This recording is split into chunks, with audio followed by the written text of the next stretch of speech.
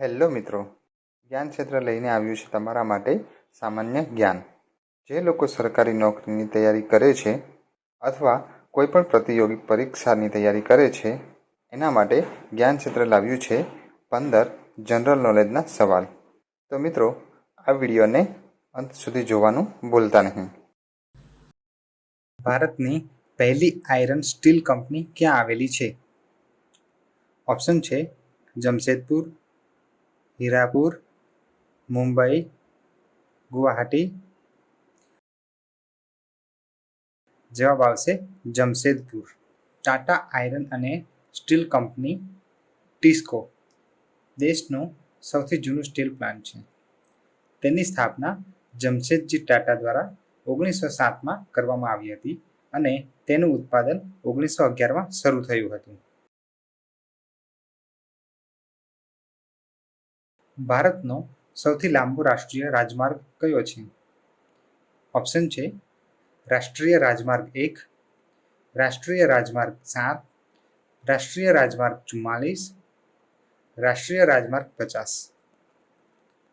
જવાબ આવશે રાષ્ટ્રીય રાજમાર્ગ 44. રાષ્ટ્રીય રાજમાર્ગ એટલે નેશનલ હાઈવે. નેશનલ હાઈવે 44 એ ભારતનો સૌથી લાંબો રાષ્ટ્રીય ધોરીમાર્ગ છે.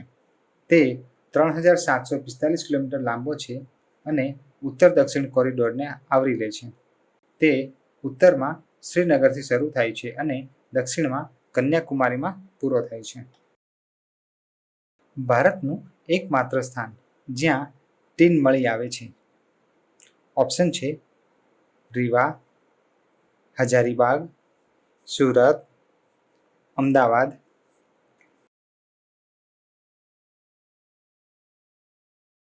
જવાબ આવશે હજારીબાગ. ભારતના કયા રાજ્યને ભારતનું અનાજ ભંડાર તરીકે ઓળખવામાં આવે છે? ઓપ્શન છે ઉત્તર પ્રદેશ, પંજાબ, હરિયાણા, તમિલનાડુ. જવાબ આવશે પંજાબ. પંજાબ પાકિસ્તાનની સરહદે આવેલું રાજ્ય છે. ભારતના શીખ સમુદાયનું હૃદય છે. અમૃતસર શહેર શીખ ગુરુ રામદાસ દ્વારા 1570માં સ્થાપવામાં આવ્યું હતું. તે હરમંદિર સાહેબનું સ્થળ છે, જે સૌથી પવિત્ર ગુરુદ્વારા તરીકે ઓળખવામાં આવે છે. અંગ્રેજીમાં તેને ગોલ્ડન ટેમ્પલ તરીકે ઓળખાય છે. શાંત ઘાટી ક્યાં આવેલી છે? ઓપ્શન છે તામિલનાડુ, હિમાચલ પ્રદેશ, કેરળ, અરુણાચલ પ્રદેશ. જવાબ આવશે કેરળ. શાંત ઘાટી કેરળના નીલગિરી પહાડીઓમાં આવેલું છે. તેને રાષ્ટ્રીય ઉદ્યાન તરીકે પણ જાહેર કરવામાં આવેલું છે. મદુરાઈ ક્યાં આવેલું છે? ઓપ્શન છે આંધ્રપ્રદેશ, તામિલનાડુ, ગુજરાત, મેઘાલય. જવાબ આવશે તામિલનાડુ. મદુરાઈ દક્ષિણ ભારતના તામિલનાડુ રાજ્યમાં વૈગઈ નદીના કિનારા પર આવેલું એક પ્રાચીન શહેર છે. મદુરાઈમાં મીનાક્ષી અમ્માના મંદિરના 14 રંગીન ગોપુરમ દ્વારા પ્રભુત્વ ધરાવે છે. હિન્દુ દેવી દેવતાઓની તેજસ્વી કોતરણીમાં ઢંકાયેલું દ્રવિડિયન શૈલીનું મંદિર અને મુખ્ય યાત્રાધામ છે. મીનાક્ષી અને ભગવાન વિષ્ણુની ઉજવણી કરવા લાખો લોકો હાજરી આપે છે. ભારતીય વનસ્પતિ સર્વેક્ષણનું મુખ્યાલય ક્યાં આવેલું છે? ઓપ્શન છે કોલકાતા, લખનઉ, દાર્જિલિંગ કે એક પણ નહીં. જવાબ આવશે કોલકાતા. કોલકાતા એ ભારતના પશ્ચિમ બંગાળની રાજ્યની રાજધાની છે.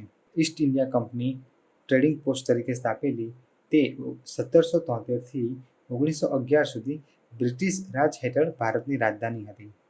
આજે તે તેના ભવ્ય વસાહતી સ્થાપત્ય, આર્ટ ગેલેરીઓ અને સાંસ્કૃતિક તહેવારો માટે જાણીતું છે.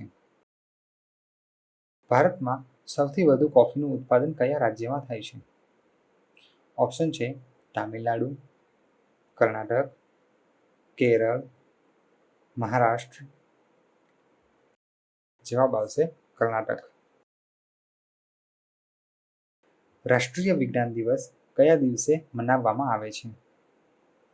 ઓપ્શન છે 25 માર્ચ, 28 ફેબ્રુઆરી, 22 ડિસેમ્બર, 5 જૂન.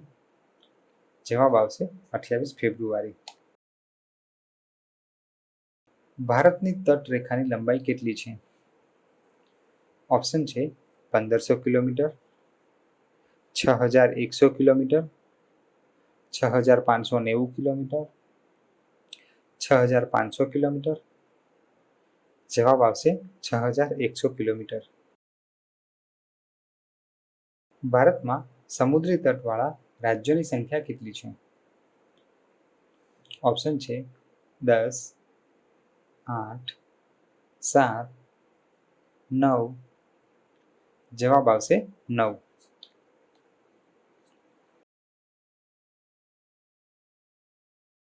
ભારતનું દક્ષિણી બિંદુ કયું છે? ઓપ્શન છે cape Comorin, Calimere point, Indira point, Nariman point. જવાબ આવશે ઇન્દિરા પોઈન્ટ. ઇન્દિરા પોઈન્ટ ભારતના પ્રદેશોનો સૌથી દક્ષિણનો બિંદુ. ભારતના આંદામાન અને નિકોબાર ટાપુઓના ગ્રેટ નિકોબાર ટાપુ પર નિકોબાર જિલ્લામાં આવેલું એક ગામ છે. તે ગ્રેટ નિકોબાર તાલુકામાં આવેલું છે.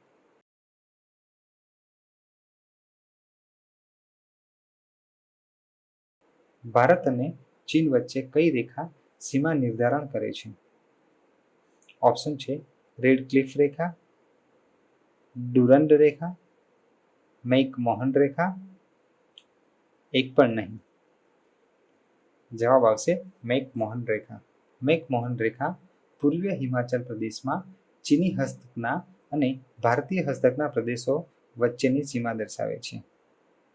આ રેખા 1962માં એક સંક્ષિપ્ત યુદ્ધનું કેન્દ્ર હતું, જ્યારે ભારતીય અને ચીની દળોએ વિવાદિત વિસ્તાર લાલ રંગ દર્શાવવામાં આવ્યો છે તે નિયંત્રિત કરવા માટે સંઘર્ષ કર્યો હતો, જેમાંથી મોટાભાગની ઊંચાઈવાળી બંજર જમીન છે. ભારત અને પાકિસ્તાનને અલગ કરતી રેખા કઈ છે? ઓપ્શન છે રેડ ક્લિફ રેખા, ડુરન્ડ રેખા, મેક-મોહન રેખા કે પછી એક પણ નહીં. જવાબ આવશે રેડ ક્લિફ રેખા. રેડ ક્લિફ લાઇન એ પંજાબ પ્રાંતના ભારતીય અને પાકિસ્તાની ભાગો અને બ્રિટિશ ભારતના બંગાળ પ્રેસિડેન્સી વચ્ચે સીમા હતી. તેનું નામ સિરિલ રેડક્લિફના નામ પરથી રાખવામાં આવ્યું છે, જેઓ બે પ્રાંત માટેના બે બાઉન્ડ્રી કમિશનના સંયુક્ત અધ્યક્ષ તરીકે 88 મિલિયન લોકો સાથે 1,75,000 ચોરસ માઇલ વિસ્તારને સમાનરૂપે વિભાજિત કરવાની અંતિમ જવાબદારી ધરાવતા હતા. ભારતનો પૂર્વીય સમુદ્રી તટ કયા નામથી ઓળખાય છે?